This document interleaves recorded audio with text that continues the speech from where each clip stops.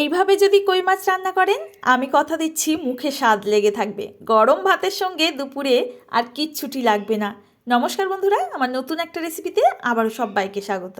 আজকে তৈরি করে দেখাবো লাউ পাতা দিয়ে কই মাছ ভাপা। একঘেয়ে মাছের ঝোল তরকারি খেতে ভালো না লাগলে আজকের বানানো লাউ পাতা কই মাছের এই রেসিপিটা ট্রাই করে দেখতে পারেন। একদমই কিন্তু সাবেকি একটা রান্না, আর বানানো কিন্তু ভীষণ সহজ। তাহলে চলুন বন্ধুরা আজকের রেসিপি দেখে নেওয়া যাক। আশা করছি আপনাদের কাছে রেসিপিটি ভীষণ ভালো লাগবে। ভালো লাগলে একটা শেয়ার আর লাইক করতে কিন্তু ভুলবেন না। প্রথমে এই মাছের জন্য আমাদের রেডি করে নিতে হবে মশলা। আর এটা যদি শিলপাটাতে তৈরি করে নেওয়া হয় ভীষণ ভালো স্বাদ আসে। যদি হাতের কাছে শিলপাটা না থাকে আপনারা মিক্সিতেও করে নিতে পারবেন। প্রথমে নিয়ে নিচ্ছি 1 চামচ ধনিয়া, 1 চামচ গোটা জিরা, আর 3টে মতো এখানে শুকনো লঙ্কা, 4টে কাঁচা লঙ্কা। ঝালটা অবশ্যই বাড়িয়ে কমিয়ে নিতে পারবেন আপনাদের স্বাদ মতো। এখানে জল দিয়ে খুব ভালো করে মশলাটাকে আমাদের বেটে নিতে হবে। শিলে বাটা মশলা দিয়ে যদি কোনো রান্না করা হয় তার স্বাদ কিন্তু একদম অন্যরকম হয়। তো দেখুন বন্ধুরা, এখানে কিন্তু আমি একদম মিহি করে মশলাটাকে বেটে নেওয়ার চেষ্টা করেছি। এখন এই মশলাটাকে আমি উঠিয়ে নিচ্ছি।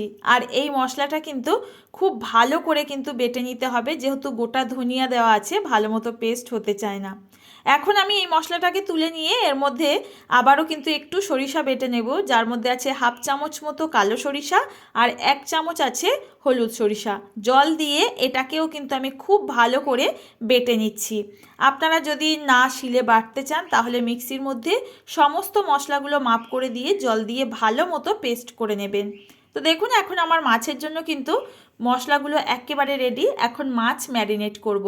নিয়ে নিচ্ছি এখানে আমার পরিমাণ মতো 5টা বড় সাইজের কই মাছ। ভালো করে ধুয়ে পরিষ্কার করে নিয়েছি। এখন এর মধ্যে দিয়ে দিচ্ছি পরিমাণ মতো হলুদ গুঁড়ো, স্বাদ মতো লবণ। এবার দিয়ে দেবো এখানে বেটে রাখা মশলা এক এক করে। প্রথমে আমি জিরে ধনিয়া লঙ্কা বাটা দিয়ে দিলাম, তারপর এখানে সর্ষে বাটাটা অ্যাড করে দিচ্ছি। সামান্য একটু মশলার বাটি ধুয়ে জল অ্যাড করলাম। খুব বেশি কিন্তু জল এখানে ব্যবহার করা যাবে না। প্রথমে মাছগুলোর মধ্যে খুব ভালো করে কিন্তু আমাদের মশলা লাগিয়ে নিতে হবে।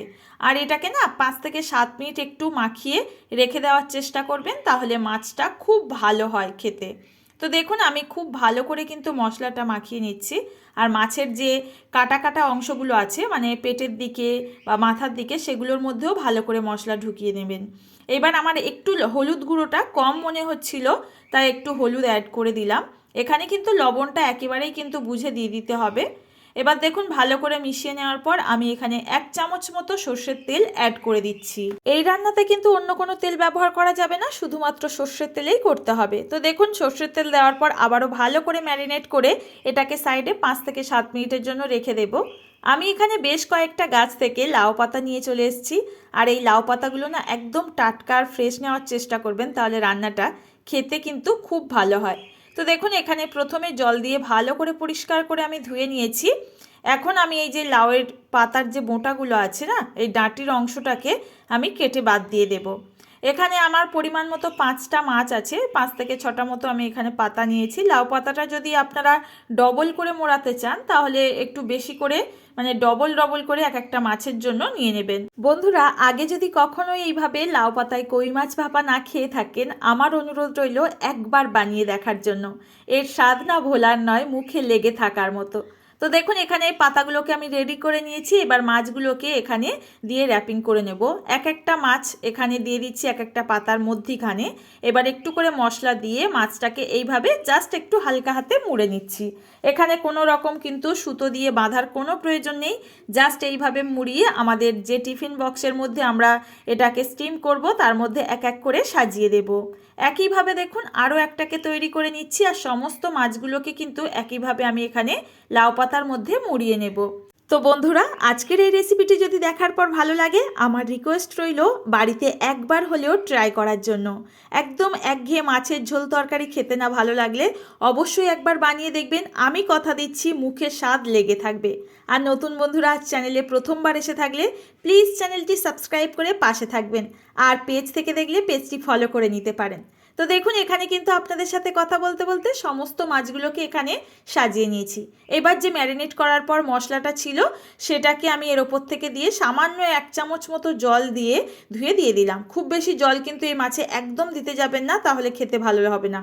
এবার ওপর থেকে 1 টেবিল স্পুন মতো সর্ষের তেল দিয়ে আবারও ভালো করে কিন্তু মাছের ওপর থেকে দিয়ে দিচ্ছি।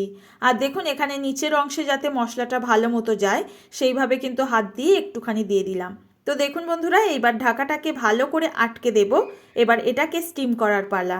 এটাকে আর 15 মিনিট থেকে 16 মিনিটের জন্য একটু স্টিম করে নিলেই আমাদের দারুণ স্বাদের এই সাবেকি লাউ পাতায় কই মাছ ভাপা একদম তৈরি হয়ে যাবে।